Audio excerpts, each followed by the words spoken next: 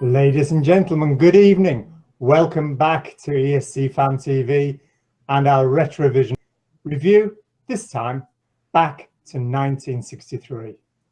I'm absolutely delighted to be joined by our panel this evening. Please say hello to Vanessa. Hi, Ness. Hello. Good evening, Europe. Hello. Ness, you've been a fan of Eurovision since Bucks Fizz? Yes. Guilty. So this is a few years before your time then? It is, Good. yeah. Before I was born. Before you were born. We'll look forward to hearing your views on that. To your left is Tom. Hello, Tom. Welcome to ESC Fan TV. Bonsoir, Andy. Very nice to join you this evening. Thank you very much. Do you know what? I'm feeling very dignified this evening. I feel like maybe this is what has been missing. The standards, you know, the shirts, the ties, the bow ties. Maybe we'll bring it all back. First time on ESC Fan TV. I'm sure it won't be the last. Let's welcome John from Eurovision Ireland. Welcome, John. Yeah. Hi, Andy. Looking forward to doing this. It's my first one, and hopefully it won't be my last. I'm really looking forward to it. Good. We're looking forward to hearing what you've got to say about one of the classic contests, if I dare say so. Now, Radio Luxembourg in the corner. Who's that? Who's our DJ for the night? Oh, come on. Who are you going to have that's going to be stuck and abandoned out in the middle of the ocean where nobody can speak to me or I can't interfere? It's hello, everybody. It's Ewan Spence here from ESC Insight, squeezing you in live on Radio Luxembourg until we have Benny at the top of the hour at 10:30 with the tunes from Phillips and Decca, who just arrived in on the fishing boat today. Thankfully, all the Eurovision songs are in last week's ferry, so I've been able to have a listen to them. And Ewan, this is the first time I've not listened to Radio Luxembourg when I haven't had my head under the sheets. But I do have the earplug. So we're halfway there. Yes, we just need to put the lights out and just have a sort of crackly noise and just have me just, oh, hold on, we got some wind. Go!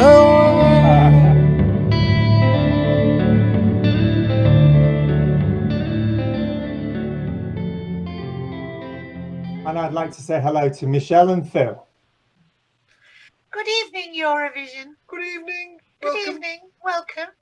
Welcome. Who could ever dream of forgetting you two? I can't believe you did. I didn't. No, I didn't. Oh, No. Okay. No, I didn't. Thank you very much. we good. No, that's great. And we couldn't be doing this without you. It's our very good friend Stuart Wilders. Hello, Stuart. Hello, Andy. Hello, Andy.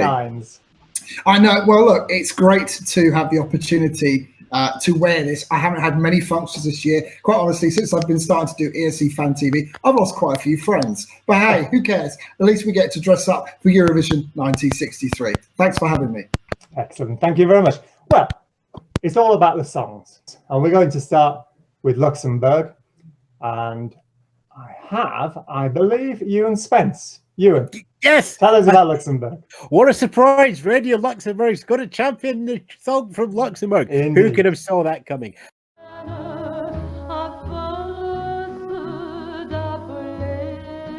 Nana Mouskouri doing what Eurovision kind of many people think. You know, when you say people who made it big from Eurovision, everybody mentions ABBA. Some people, Vanessa, are going to say Bucks Fizz, but we've got Celine Dion in there. You've also got Nana Mouskouri from 1963 with what can only be described as a cookie-cutter French chanson. This is entirely what you expect. Very young artist. This is really only her second release coming through. But while it didn't make a big impact in the final score, what we did get was we got a stage for Ms. Mouskouri to go on. This record would win numerous trophies and awards. And it's essentially, without Eurovision, you don't have Nana Mouskouri. You don't have that big Greek star power. We've had a couple of names that Eurovision has made international before. Domenico Mondongo is the obvious one. But this is our next big star name. And you kind of forget that when you look back at Eurovision, that it's such a long thing. And there are so many careers have been made out of it. Most of them national, very few international. And I think it's a damn shame that we can I swear, am I allowed to say it's a damn shame that we've ignored the impact that Eurovision had on the career of Nana Mouskouri? Because without that, you wouldn't have had her, and you would have had one of the greatest Greek musicians of the 20th century. And whilst she was not yet a big international star, she was very big in France. Ness, you're going to tell us a little bit about François Hardy, who was the biggest star in France at the time.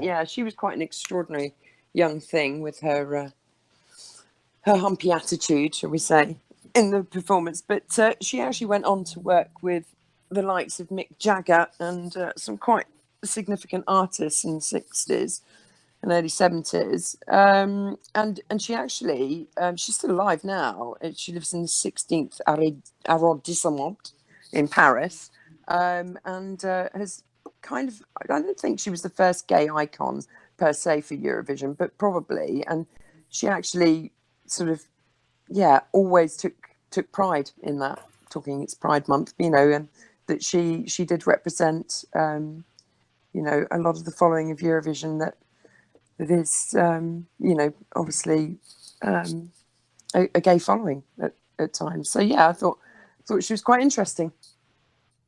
Francois. Phil and Michelle, good evening. Good evening. Good evening. How are you? We're fine. Thank you. Always lovely to see you. Good to see you too, Andy. Good. You've got the sound just right for 1963. You sound like you're coming through from the other side of Europe. Well, we are due to. We're in Filey. You're in Filey. How wonderful. Well, we want you to talk about the losers. Well, There were a lot okay. of losers. There were. I mean, our favourite with 2 points was Spain. And we really liked this one. The guy was called, I think, Aldo Prodi. No, the guy was called Jose Guardiola. The song was called Aldo Prodigiosa, which means something wonderful anyway. And it was quite a dramatic performance, really. It sort of built up slowly, and by the chorus, he was really giving it something. It's a lovely love song, very dramatic. The guy looked a little bit like Manuel off Fawlty Towers, but he gave it something.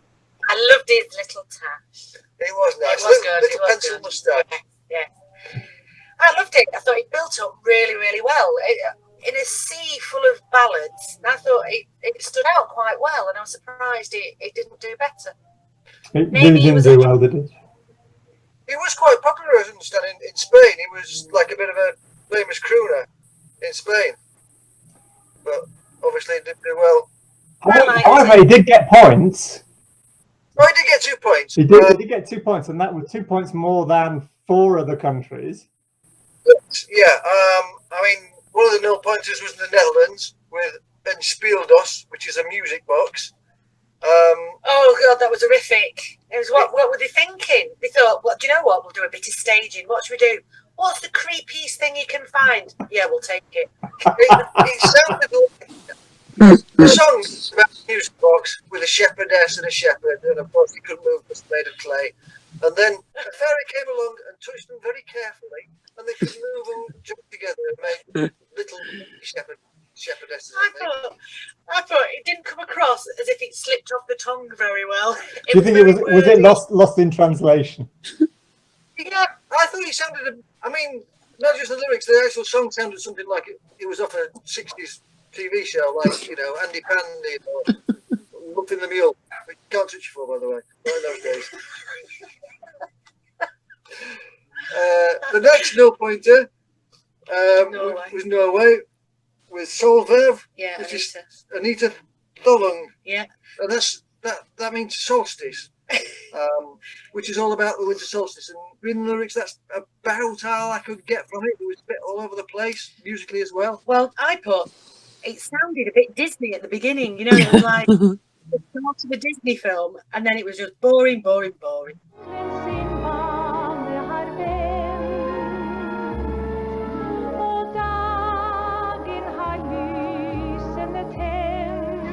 She sang it okay, but her hair never moved. It was just rock solid, and a little head going, and it was just nothing. No movement whatsoever. I was just fixated on her hair rather than...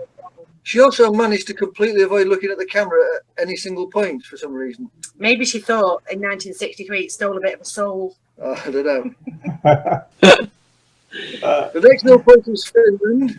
Finland. Leila Helmer. Yeah. I'm not even going to try and pronounce that, but he translates as the song of my memories.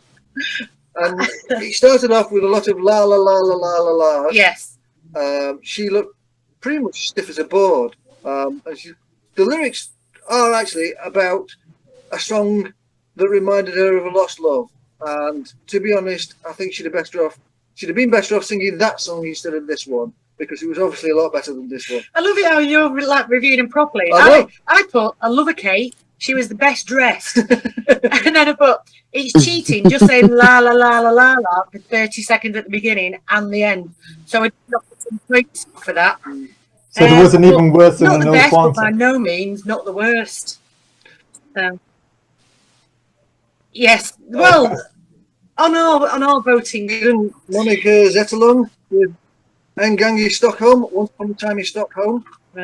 She looked really creepy in this one, and she looked like she was on something.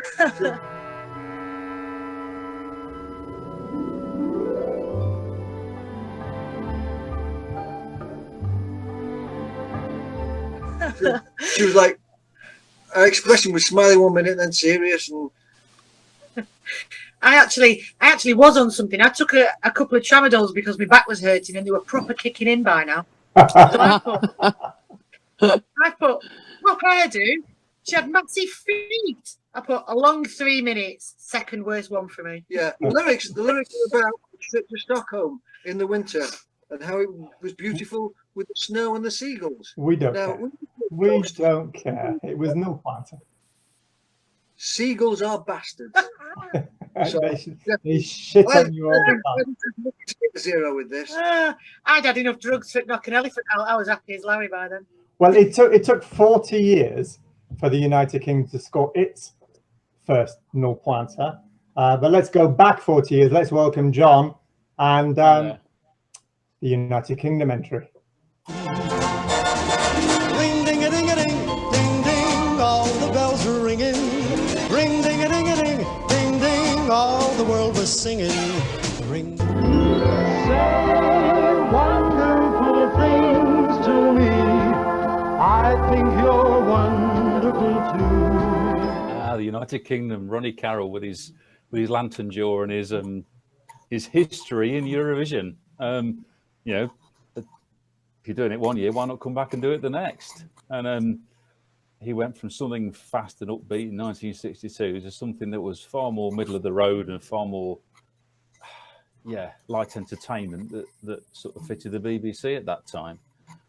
And it was all right. You know, he did the stuff. The ladies that were with him, were they miming? The way it was staged, I mean, it would have been very easy to have had a couple of backing singers off stage just to help them out a little bit. I'm moving on to something else here, but you could probably say that's about a lot of them. He was a sort of a safe pair of hands. You know, you knew the song wasn't going to win, but it wasn't going to come last like anything from Spain or the Netherlands either. And he had to open the show, so maybe the British audience peaked at that point.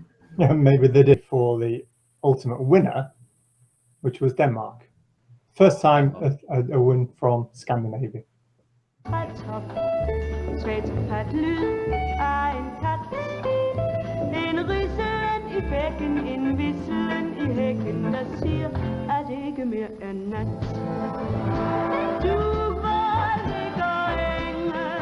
This one, many years ago, I was sent a tape of all the winners because I'd not heard a lot of them, and I got to this one, and it just hit me like, wow, how cool is this?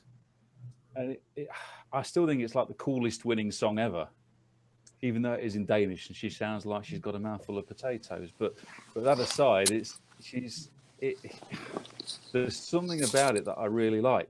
And I don't know, it must have been cutting edge in those days that they actually had the little special effects sort of on the screen, and it was, are they trying to hypnotise you into voting for it? Who knows? Yeah. Whatever it was, it certainly worked, didn't it? It was completely different from any song that had been in Eurovision before. Yeah. As I say, the coolest, probably the coolest winner. Yeah, up until then, and for many, many years afterwards, I think. So well deserved in your book, yes? Oh, definitely. It only won by 2 points.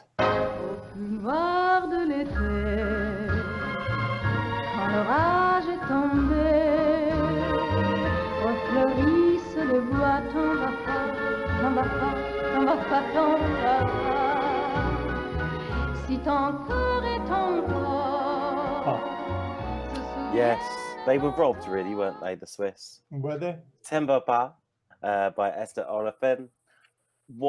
I mean, let's be honest. I mean, whilst Denmark tried to hypnotise people, she tried to convince people that she was too cool for school, avoided eye contact with the camera, very much kind of looking just off centre, delivering what I thought was quite a nice, you know, say traditional ballad for the time, to be fair. I mean, let's be honest, would I have put her in my top 5? I think not. I found it a bit off-putting, the way she performed the song. I suppose we're used to people making eye contact. If you looked at all the other singers and things, they actually made eye contact with the camera and were trying to make eye contact with the audience, whereas I thought Esther didn't. Interestingly, though, the fact that she was from Israel, I think just kind of brings in a lovely little link to where we're at this year, having just had the contest in Israel itself. So I think we've got quite a little nice link there. Doesn't it? She wasn't the only Israeli singer either. There were 2 of them. Yes, and I'm trying to think off the top of my head who the other one Carmela was. Corrin for Austria was also from Israel. Yes, just pipping her in the running order as well. Yes. But I did like the big finish and the plucked strings as well that occurred during it. The piccato. So do you think if you should have looked at the camera, she might have won? Do you know what? I think so. I think she was trying a bit too hard to be a bit. It was almost like her performance was trying to be edgy, 1960s style, but the song was anything but. Yeah. And I think if maybe she'd married the 2 up a little bit better, vice versa, then, you know, she may have got the extra 2 points. But then we all know it was controversial anyway. I blame Norway. I do, but tell us about Germany then. Well, it's a big country, and technically it's West Germany at that point. It's next to East Germany, but that's not important right now. Okay, Snap, you're in. Go for it, John. Carry on. Oh, I'll carry on, yeah.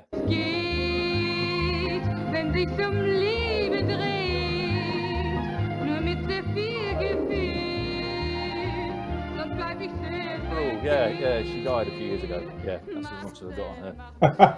I should think you could say that about a fair few people in this contest. You know what? I think the sad thing with that German song, it deserved more than just points from. I mean, it got 5 votes, but literally it was Norway and Monaco that actually voted for it. And I thought that was quite a shame, because I don't think it actually deserved that bad rap. Maybe that's a sign of the voting system of the time. If you'd like to join us at home, put your comments on a postcard or a sealed down envelope and send them to ESC Fan TV, London W12 8QT. Or if you'd like to time travel to 2019, you can join the YouTube chat up here somewhere. And Tom, tell us how else you can get involved with ESC Fan TV. There are a myriad of options open to you people. First of all, obviously, like and subscribe on YouTube. Obviously, Andy's still with the envelopes. It's a little bit embarrassing at times. I'm trying.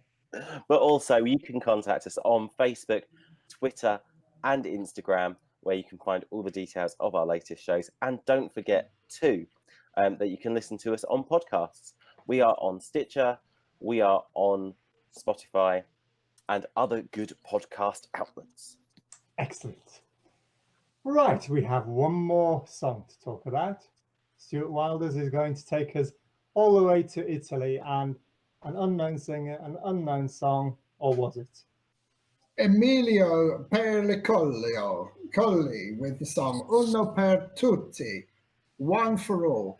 I love this. He was a bit of me.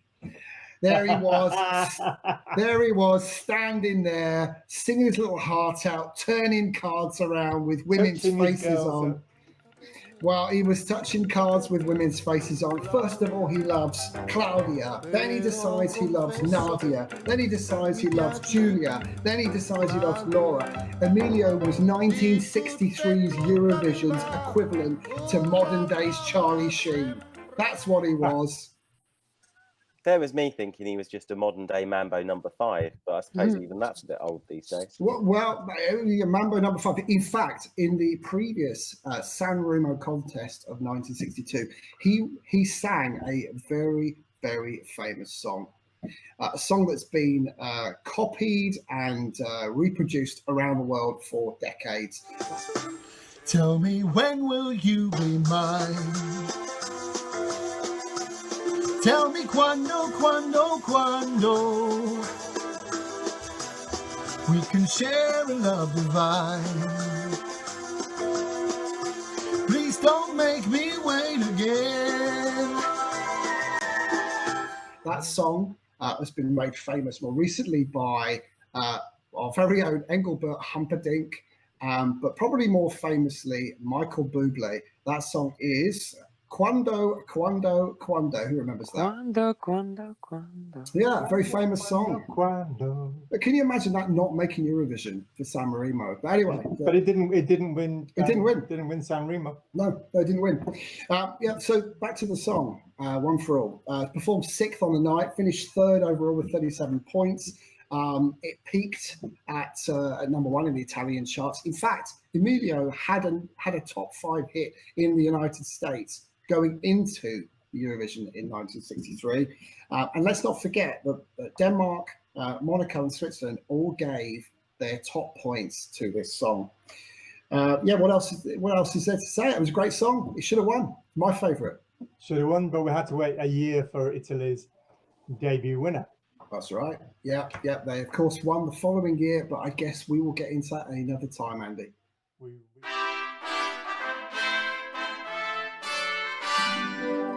About the voting system, Tom?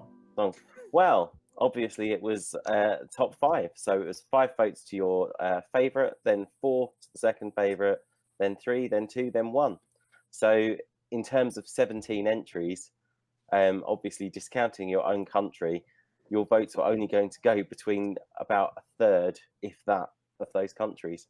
So there are countries that were going to lose out, and that explains why we have 4 countries that have 0.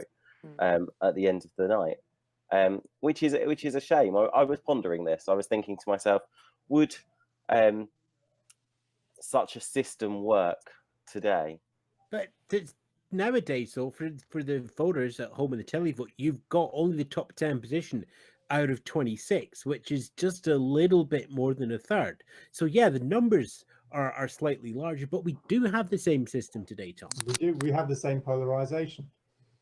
And yet, our top 5 are the same as the top 5 on the night. Just slightly different. We had in 5th place the United Kingdom. In 4th place, Monaco. For the top 3, 3rd place was Italy. 2nd place was Switzerland. And the 1st place was Denmark.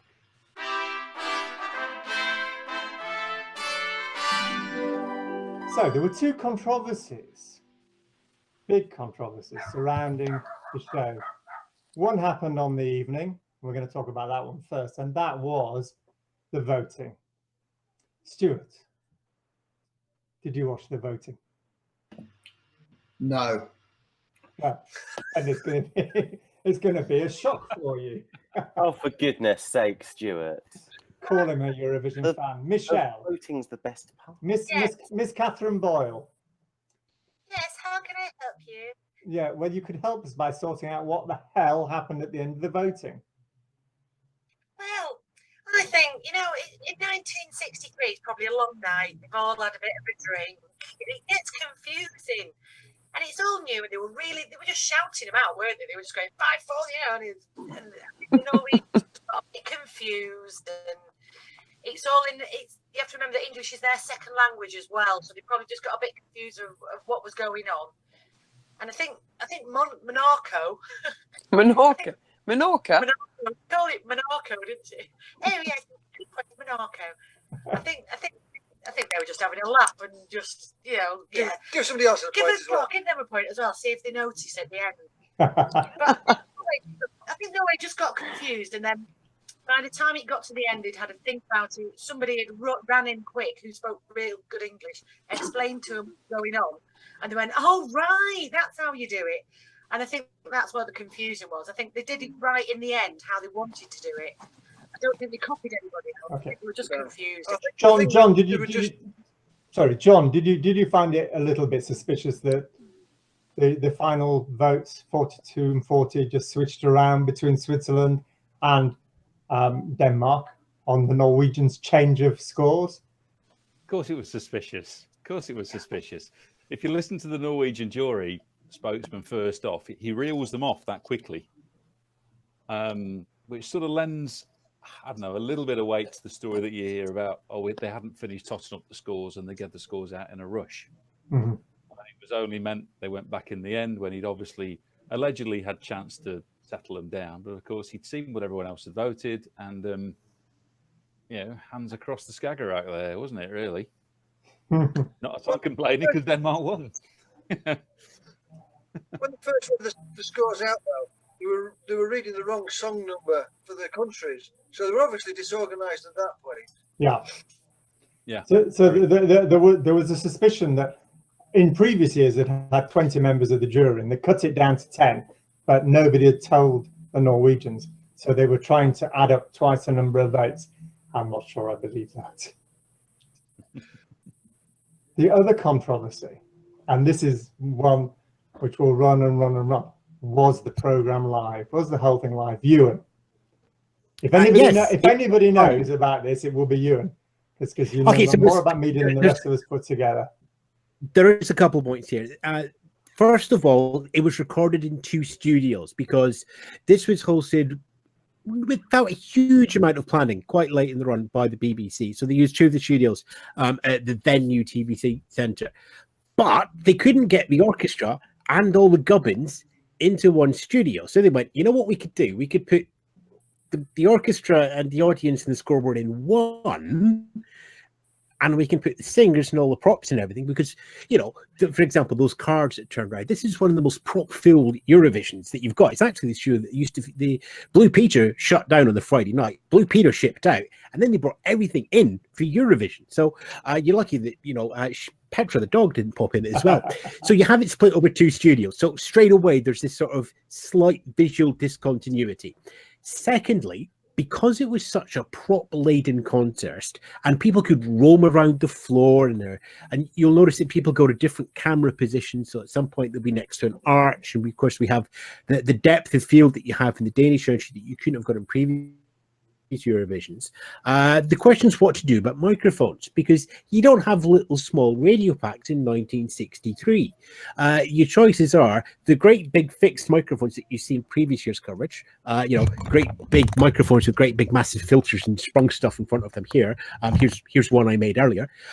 Or you get some boom mics and put them just out of shot, like you have in the film industry. Big stick, microphone hanging down. This whole Eurovision, all the audio was done on a boom mic that's in the roof. But the problem is, because you never see the microphone, and you're used to seeing a microphone on early 60s television and variety shows, you're like, how are they getting the sound from the singer into the desk and out to the broadcast stuff? The simple answer is they used new technology. They used something new, which is part of the EBU's remit. Try out new things, try new technologies, try new techniques, and share them out amongst the rest of the members of the union. It's exactly what the BBC did. Does it look different to everything on television at the time? Yes. Was it bits of it pre-recorded? Well, have a look at how difficult video technology was at the time. One of the most difficult issues of video technology taping at that point was lining up audio and video at the same time. That was great if you're doing pre-recorded stuff. So things like Hancock's Half Hour is one of the first productions to use video because Tony Hancock was so meticulous and precise that you wanted to keep doing things again and again and again, and it was just too expensive to do on film. But it meant that in post-production, you literally had to line up the audio and the video tracks. Now, to drop that into a live production, and remember, you didn't really have action replay in sports or broadcast or anything like that because video technology was too early. To film this to do this in advance, you would have had to film it the day before, process the film, and cinecast it, or have very, very, very small bits of it in video.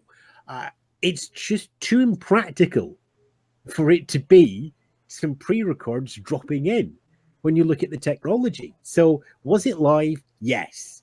Was the sound dubbed? No. You just couldn't see the microphones. It's as simple as that.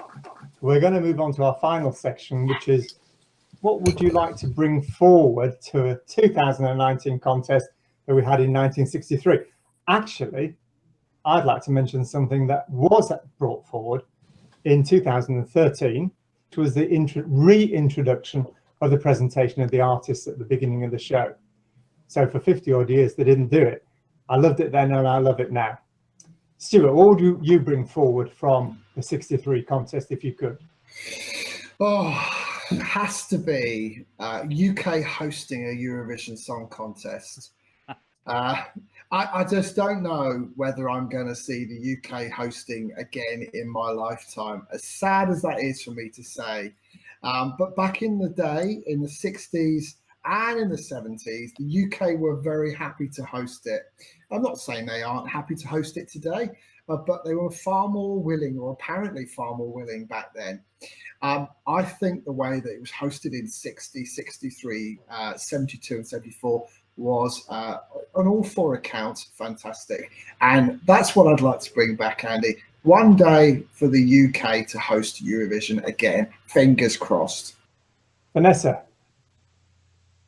Who would I bring back? I would bring back dear beloved Katie Boyle, I think. I don't know. There's something, I was thinking about this, and the presenters are still very good, but they make the Eurovision a bit of a joke sometimes. And I think there's something about a classy presenter, God rest her soul, you know, that can bring back some, you know, love of it is actually music, and some of it is really good music. And also perhaps we should set a competition where the hosting country, everybody has to sing in the hosting country's language. Tom, yeah. What would you bring forward? Well, Andy, what can I say? There was a little gem just at the very end of the contest, which reminded me of a Croft and Perry sitcom, which I thought was actually ideal for the contest of the day. You have been watching, and you had little postcards of the artists coming up. Exactly. And I thought, you know what? I'd quite like to see that back at the end, because I think, in actual fact, the artists, they have their bits of fame, especially in a contest that lasts 4 hours these days. I mean, it's very difficult to actually remember at 12 o'clock who you were watching at 8:30. Wouldn't it be lovely if we just had little postcard reminders at the end to say who we'd actually been watching? Yeah, just to give it another extra half an hour. It was the postcards that made me fall in love with Eurovision, actually, the insight into everybody's culture. Yeah. All the different countries' culture. Yeah. Good idea, Tom. Ewan, anything you'd bring forward? Oh, well, okay, I was originally I was going to say changing the scores after the announce, but we apparently already have that in 2019, so I don't need to bring that forward. I kind of do like the idea of I kind of do like the idea of Eurovision singers as politicians, because of course Ronnie Carroll stood twice as a candidate in the general elections in the UK. In fact, in 2015, he submitted his papers for the Eurovisionary Carroll Party in April the 9th, died 4 days later, but it was after the poll, the submissions are closed. So his name still appeared on the ballot paper for the general election. And the rules are, if he had somehow won that general election while being dead, there would have been an immediate by-election. So it's always nice to have clarity when a vote's going to happen in the UK. Did he get more votes when he was dead than when he was alive? You may think that. I couldn't possibly.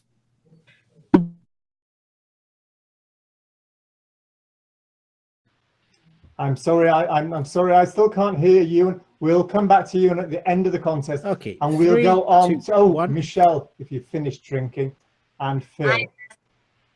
I would like to. Well, I think we would like to bring back a bloke on a bike with a woman doing somersaults. Oh, it was fantastic! I beg your pardon? Yeah. No faffing around with Madonna singing stupid songs. No. Get a bike. Get a bike, ride around in circles, do a bit of acrobatics, sorted. Get the results out. I like the idea of something that I could do myself. This is brilliant. No, how hard can that be? Turns out it's quite hard. But you could practically see a lady garden. And that was 1963. Oh, I thought we'd get through a whole episode of this without mentioning lady gardens. That's never going to make the cut, is it? I did have lady gardens in 1953. 63. Oh, 63. I imagine the lady gardens were somewhat longer in 1963. I think we should have a term that is just simple and to the point, like they were, and it was just like the crowd were going ooh and ah, and just stick something like that, or nice and simple. Only lasted what 5-6 minutes, then get to the result. We're all home by 11 o'clock. Also, there's no faffing around with green rooms or anything like that. It's here are the songs, here's the intro, here's the scores. All right, there's a bit of faff with the scores, but apart from that, you know, it was the contest. Yeah. Bring that back. Excellent. Shouting out the scores. And we're going to go back to Ewan. What would you bring forward to the 2019 contest? What I would bring back, actually, most importantly, is something that Katie Boyle did after Eurovision. Following her success at hosting, she went on to do another EBU show. It was called Pop Over Europe. It was a radio show that went out every month. And the principle was simple. Each of the main EBU broadcasters would bring the #1 song of the last month, bring it to Broadcasting House on a tape. They all get to have the weekend in London. And Katie Boyle put together a 1-hour show showcasing the best music from all around Europe in a 1-hour show. And then all the executives would take that 1-hour tape back with them. And then Katie Boyle had the first trans-Europe monthly chart countdown across Pop Over Europe. And it just meant that Eurovision wasn't just that one-off look into music across all of Europe that happened once a year. It happened every single month, and it kept bringing Europe together, reminding everybody that they weren't closed off, that there was lots of music to share, and language was not a barrier, and we could all share and get on. And all of that was our Katie Boyle, and all of that was the EBU. And that's what I would bring back, that connectedness between the countries throughout the year. Eurovision is great for 3 hours, and we all remember all the ethos of it, but we forget that ethos in the other 51 weeks of the year, and I want that back. Excellent. Hear, hear. Hear, hear. Before we go, just one last thing. I would like each of you to say which modern contest most reminds you of 1963. Michelle and Phil, one for each of you. What contest does the 1963 one most remind you of from the modern era?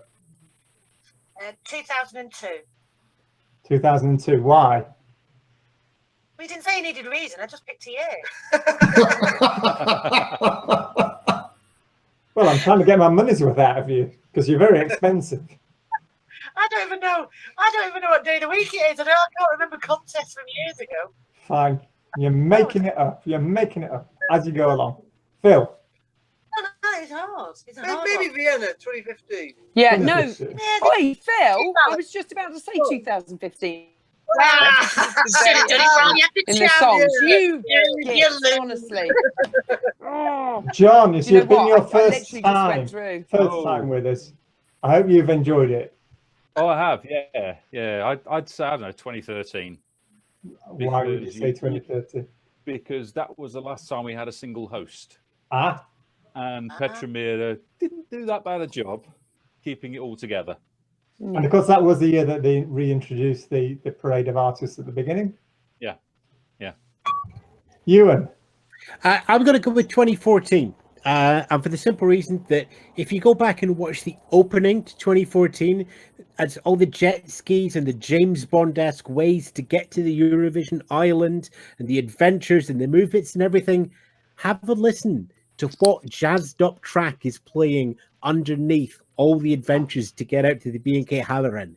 It's done save. Done Not only was it cool and hip and happening in 1963, you bring that forward to 2014, and you know what? All it needs is just a little bit of Dwayne "The Rock" Johnson Fast and Furious action, and you realise we already had the greatest car chase music at Eurovision history in 1963. And Stuart. Can I just start off by saying, do you know what The Rock is cooking? The Rock is cooking pancakes. The Rock is cooking marshmallows. The Rock is cooking twisties. He probably is now. Probably is now. He's chilled a little bit. He's a bit more mellow than he once was. I'm not sure you can truly answer this question. I think 1963 was quite unique in its style for all of the reasons we've spoken about. Nearest in terms of musical styles would be this year. Real diversity in 63, real diversity in 2019. I would say 1996. You had all those video effects on screen and you had a scoreboard that was out of this world. And everybody thought, wow, that's different, modern, innovative. And then it was never used again. But Andy, you asked us for a modern Eurovision. You just did a Eurovision from 23 years ago. Yes. I don't think that counts. Yesterday, as far as I'm concerned. There isn't anybody here who saw the 1963 contest, was there? No. Well, no. yeah, it's on YouTube. Indeed. Yeah, everyone's seen it, obviously. Listen, I'd like to say thank you. You know what, Michelle? I said, I'm a trophy wife, and even my husband wasn't born in 1963. You are a trophy wife. My granddad was, and he said it was great. Yeah, but your granddad was Dwayne "The Gravel" Johnson. Thank you very much to everybody at home that's spent the last hour with us. If you haven't seen the 1963 Eurovision Song Contest, I have no idea why you're watching this, but having got this far, please grab yourself a glass of wine and watch it. It is a classic of its time. In fact, it's a classic of any time. Thank you so much to the panel. Thank you to Stuart for inviting me to host this show. ESC Fan TV, it's on YouTube, it's on Snapchat, it's on Instagram, it's on Facebook.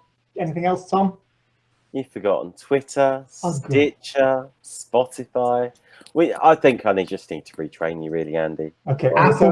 Can we still do podcast? Apple Podcasts too.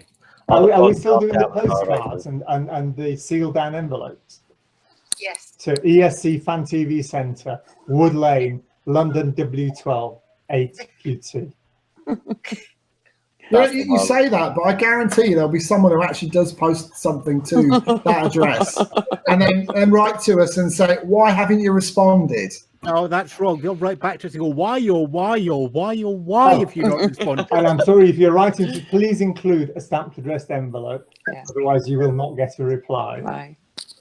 And if your letter to us does arrive after next week, you will be charged for the stamp, but it won't be read.